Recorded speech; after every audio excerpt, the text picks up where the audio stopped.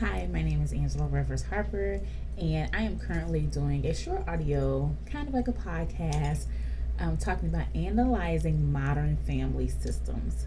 So, I am 50 years old, I am a 70s baby, and my family dynamics come from down south. I was raised by my mother and my stepfather, and raised also by my grandparents. My grandmother was born in Americus, Georgia, and my grandfather was born in Warner Robins, Georgia. So my family dynamics is deep rooted in the South. I still have lots of family in the South. And my family is rooted in Tipton, Canton, Warner Robins, Milledgeville, Americus, Atlanta, Stone Mountain, and Milledgeville, Georgia. So, even though I was born and raised and have always lived in Cincinnati, Ohio, I have country roots, so to speak. I come from an area here in Cincinnati called Kennedy Heights, and I was born and raised there, but I also grew up in a suburb called Finneytown. When I was in high school, when I grew up in Finneytown, I lived in the neighborhood of Finneytown, and it was predominantly white. So we kind of stuck out because we were the only black family at the end of our street for years. And I was one of the few black teenagers that graduated from a class of 272. I would say out of that class, it may have been 25 African American students. So I also grew up in a time where discipline was necessary in our family. That means punishments and spankings, and we always heard the motto, spare the rod, spoil the child. My parents were very strict. I went to church a lot. I also had to watch what went in my ear gates and my eye gates. So I couldn't watch rated R movies. I couldn't watch movies that had too much cussing or anything sexual nature or anything of that nature. I was just raised really, really strict. Back then, my parents being Southern, they felt that everything that you did, it was taught to you. So, cooking, cleaning, learning how to take care of children, sewing, making things from homemade, learning how to shoot guns. So, that means um, different guns, like a 12 gauge shotgun, a rifle. That meant going out, possibly killing your dinner. And this is in the city. This is because my grandparents were how they were raised and during the times that they were raised. My grandparents were born in the early 1930s. My mom was born in the 1950s, and so on and so on. So God was always first. The church was always incorporated into everything we've done. My grandparents had 9 children, and I was particularly raised with my youngest three aunts. I am a grandma's baby, so everything I do and say, I kind of portray my grandmother, even though my grandmother is not here.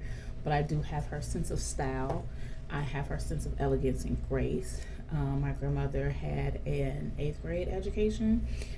So education is very important to me. My mom is a college graduate. My dad is a high school graduate.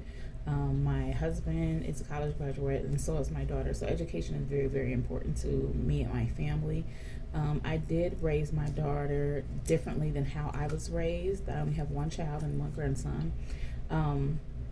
And I raised her with Christian values. I was a single mother, and it was really hard for me to get on my feet.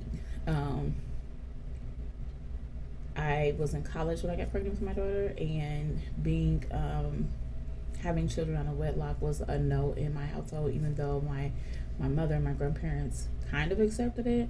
Back when my grandmother was raising my mom, when you did something like that and you got pregnant out of wedlock, you had to stand in front of the church and ask the church to forgive you for your sins. So if you got pregnant, you had to stand in front of the church and ask the church to forgive you for having a baby.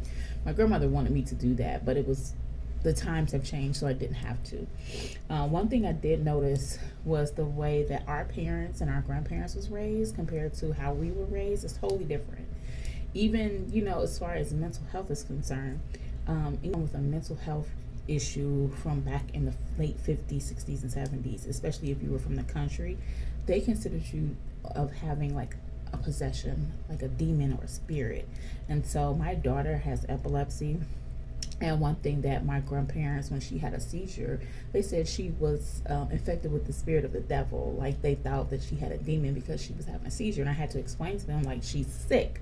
And they're like, oh, no, we seen that back in the day when we were growing up. This, I'm like, that is not it. She has an illness that she takes medication for. And I had to explain to them about the electronic mechanisms that you have in your brain that will trigger a seizure.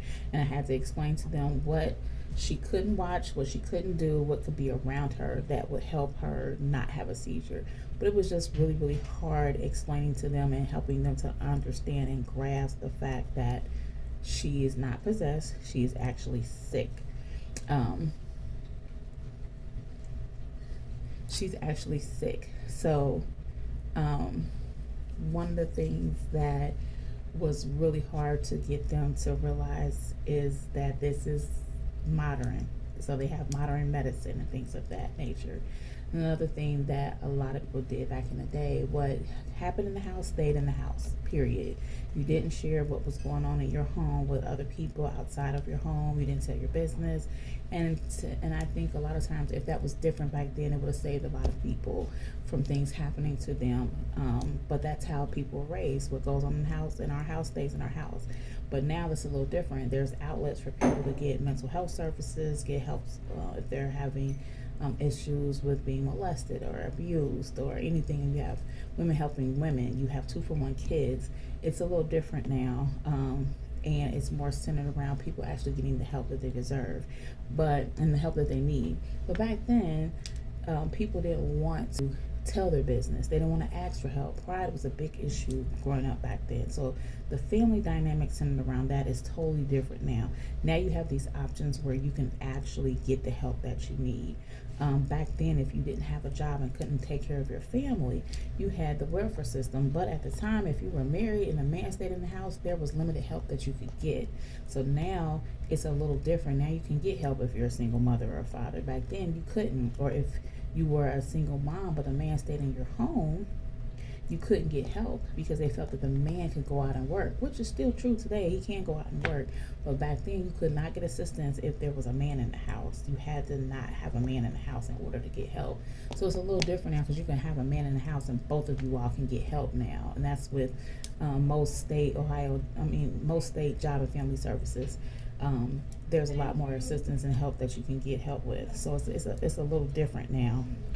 But back then it was solely, if you were single, you couldn't get the help that you need.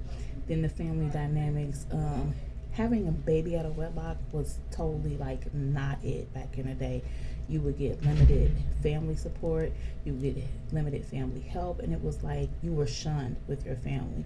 Nowadays it's a little different. People are more supportive because things happen.